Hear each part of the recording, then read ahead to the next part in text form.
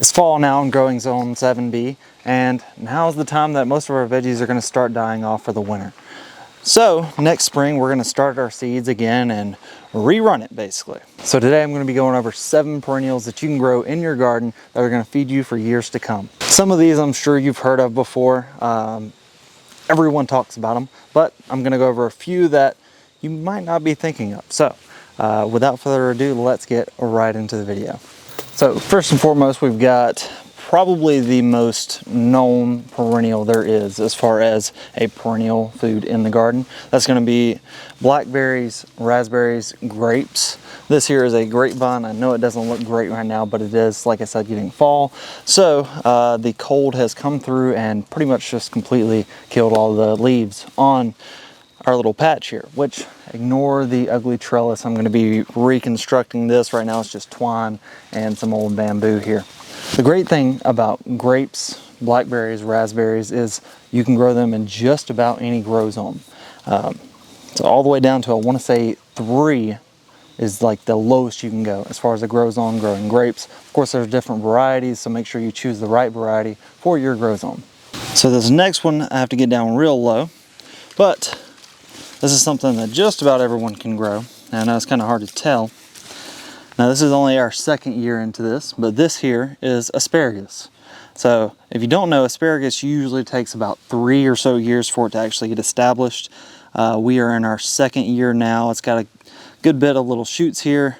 This was just from one of the little ribosomes that you can plant in the ground.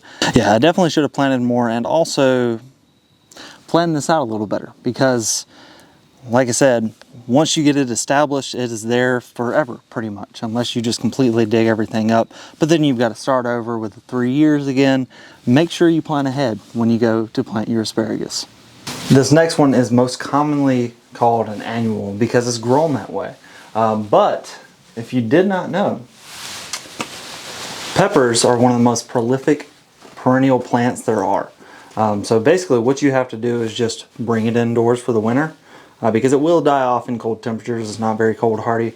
But as long as you put it in a pot, bring it indoors, this will continue to grow and you'll have even more peppers the next year. And you can do that year after year. Basically what you would do is just cut off any of the new growth, kind of leave the woody stem that's there, and you'll get new growth from that. That way you're not having to replant your seeds every single year for peppers and wait for them to completely grow out. And then from that point, you get your peppers. But this starts spring out with some peppers. And you can hear the quail in the background. I'm in the greenhouse with them today. Now up next, we've got one that's not so common. This is a Chilean guava. Very, very similar in shape and size to a blueberry, but it's a guava and it tastes like pineapple mixed with other tropical fruits. You don't necessarily have to grow this one, but the example here is for the fruiting shrubs. So blueberries, Chilean guavas, you can also do like goji berries or any of those types of shrubbing berries that normally people would just put like a boxwood or something like that to kind of border off an area. Why not do a fruiting shrub instead? Something that's actually going to produce for you and look good while doing it. So not only do you get the fruit from it, but you also get really nice smelling flowers throughout the spring and everything like that. So you're getting a multi-use out of that shrub for both aesthetics and also edible fruit. Up next, we've got this beautiful plant here. Now this may look like something out of Jurassic Park, and that's basically what it is. Not really, but yes, it does very much so look like it is from the Jurassic era. But this is a cardoon. Very similar to artichokes, it's in that same family, but this is an example of another perennial that you could grow. For this, you can actually eat the stalks of the leaves here, and eventually it will have that big beautiful bloom just like the artichokes. Anything within that artichoke family, it will come back year after year as long as you prep it for the winter. And what I mean by that is once it dies back, you will just cover the stem of it. That way it doesn't freeze and rot in the soil. So give it a good frost cover or some good mulch, something to protect it in the cold, and you'll have it come back each year stronger and better. Now this in particular will get to about 6 feet tall, Probably not this year because I did plant it so late, but I'm hoping next year we will get that height and that beauty from the blooms. And you've probably noticed another one behind me, which that will be on the list in just a second. Well, next up we've got probably my favorite perennial that there is in the garden, and that's going to be fruit trees, citrus trees. So these here are my sumo mandarins, which as you can see the tree is covered in them just about. These will fill up your kitchen year after year, and especially if you treat them correctly. Now of course, depending on the grow zone that you're in, you may not be able to grow these, and you'd be stuck in a situation like I am where I have to put them in pots and grow them that way. Bring them in the winter and put them back out in the spring. So yes, it is extra work, but it is well worth it in the end because I do get these delicious fruit here that I know exactly what went into them as far as an organic fertilizer versus non-organic. I want all my stuff to be organic, so that's why I grow these. But there are so many different varieties out there as far as citrus trees. I mean, all the different oranges, lemons, limes, avocados, you name it, there is a variety if you want sweet, sour. I don't believe there's a spicy, but hey, maybe there is. Citrus trees are an absolute staple in my garden, and they should be in yours too.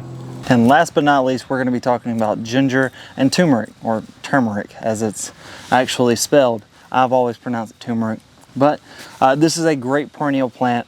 It's really good for you as far as the nutrients and everything in both plants. I know they are completely different plants as far as their origin and everything like that, but it's another great perennial to add to your garden. Your biggest thing is going to be finding you a pot. Now of course you can grow this in the ground, but that is a little more difficult, especially in cold regions.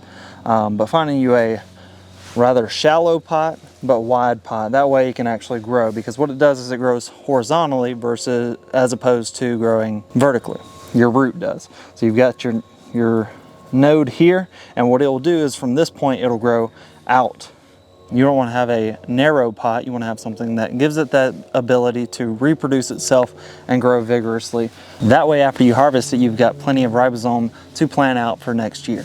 Now of course there are many more perennials out there. I only went over 7, but these are my favorites that I've got growing in the garden.